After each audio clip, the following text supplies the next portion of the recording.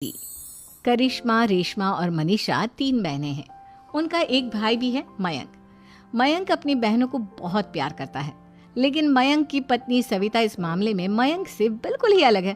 वो अपनी ननदों का जितना बुरा कर सकती है उतना बुरा करती ही रहती है और अपनी ननदों पर हुक्म भी चलाती है। करिश्मा, करिश्मा, तुमने अभी तक नाश्ता नहीं बनाया? तुम्हारे भैया को ऑफिस जाने में देर हो रही है। हाँ भाभी, बस अभी बनाती हूँ। करिश्मा, तुम ये ढीलापन छोड़ दो। कल को पराए घर जाना है। वहाँ अगर तुम इस तरह से काम करोगी तो लोग क्या कहेंगे कि माँ ने और भाभी ने कुछ सिखाया नहीं। और तुम्हारी दोनों बहनें कहाँ हैं? अब रेशमा मार्केट गई है और मनीषा सो रही है। क्या? सुबह के 8 बज रहे हैं और ये महारानी अभी भी सो रही है? ये कहते हुए सविता अपनी सास दुर्गा देवी के पास जाती है। माँ जी, देख रही हो अपनी बेटियों के तौर तरीके? क्या हुआ बहू, सुबह सुबह क्या कर दिया मेरी बेटियों ने? अरे एक तो अभी अभी उठकर किचन में गई है, दूसरी सुबह सुबह बाहर चली गई और तीसरी अभी तक सो रही है। क्या करूं मैं इन तीनों का, मैं तो परेशान हो गई हूँ। जा जाकर उठा उसे और रेशमा से मैं बात करती हूँ। सविता सीधा मनीषा के कमरे में जाती है और उससे कहती है, महारानी जल्दी उठो, सूरज सर पर आ गया है। भाभी थोड़ी देर और सोने दो ना, मैं रात को लेट सोई थी। वो क्या ना, यूनिट टेस्ट चल रहे हैं। शराफत से उठती है या नहीं, या फिर पानी की भरी बाल्टी डालूं तेरे ऊपर? नहीं नहीं भाभी, मुझे बिस्तर में नहीं नहाना, उठती हूँ मैं। मनीषा जल्दी से उठकर बाथरूम में चली जाती है। सभी आराम से बैठकर नाश्ता कर रहे होते कि तभी रेशमा बाजार से हाथ में सामान लिए आ जाती है। रेशमा को देखते ही सविता उस पर बरस पड़ती है।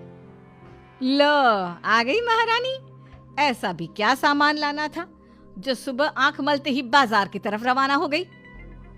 भाभी, कल आप ही तो चीख रही थी कि घर का सारा सामान मुझे ही लाना पड़ता है, घर में किसी को भी किसी काम से कोई लेना देना नहीं है। अब मैं बाजार जाकर सामान ले आई तो आपको इस बात से भी तकलीफ हो रही है? देख रही हो माँ जी, अपनी बेटी की जुबान कैंची से भी तेज चलती है। और मयंक, आप तो कुछ कहेंगे नहीं अपनी लाडली बहन को। रेशमा, अपनी भाभी से ऐसे बात नहीं करते। चलो माफी मांगो। भैया, मैं क्यों माफी मांगू? आप भाभी से बोलिए ना कि हम पर कम हुक्म चलाया करे। हम इस घर की बेटियां हैं और आपकी पत्नी की ननद है, नौकरानी नहीं। लो कर लो बात। इनकी भलाई के लिए कुछ भी बोलो तो इन्हें बुरा लग जाता है। इस घर में यही इज्जत है मेरी। देख लो माँ जी, आपकी बेटी किस लहजे में मुझसे बात कर रही है। सविता वहां से चली जाती है। मयंक को बहुत गुस्सा आता है, वो भी वहां से चला जाता है। फिर करिश्मा रेशमा को समझाती है, रेशमा, तुम्हें भाभी से माफी मांग लेनी चाहिए थी ना। लेकिन दीदी, मैंने कुछ किया ही नहीं, तो मैं माफी क्यों मांगू? हाँ करिश्मा दीदी, रेशमा दीदी जैसे ही घर में आई भाभी ही उन पर चिल्ला रही थी। हाँ, मैं मानती हूँ कि गलती भाभी की थी। मैं तो इसलिए बोल रही हूँ कि भाभी ने माँ को तो पूरी तरह अपने वश में कर लिया है। वो हमारी बात सुनती ही नहीं। मयंक भैया हमारे लिए हमेशा खड़े रहते हैं, इसलिए उनकी बात का मान तो तुम्हें रखना चाहिए था ना। कोई फायदा नहीं दीदी, कुछ दिनों की बात और है, भाभी उन्हें भी हमारे खिलाफ भड़का देंगी। फिर वो भी माँ की तरह हमारी किसी बात का विश्वास नहीं करेंगे। इसी तरह सविता अपनी तीनों ननदों को किसी न किसी बात पर परेशान करती रहती थी। एक दिन मयंक अपनी तीनों बहनों के लिए गिफ्ट लाया।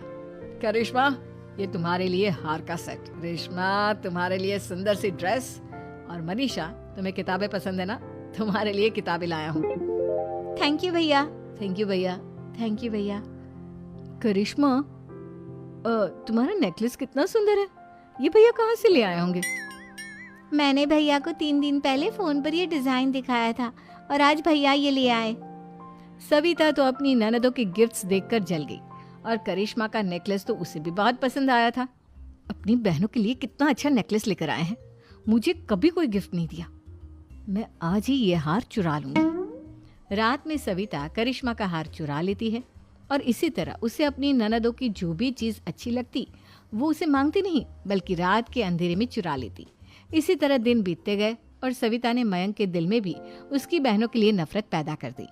एक दिन मयंक ने करिश्मा और रेशमा के लिए रिश्ता देखा और ये बात उसने घर में सबको बताई। माँ, करिश्मा और रेशमा के लिए बहुत अच्छा रिश्ता आया है, वो लोग कल इन्हें देखने आ रहे हैं। आप और सविता मिलकर सारी तैयारी कर लेना। ये सुनकर करिश्मा और रेशमा खुश हो जाती हैं।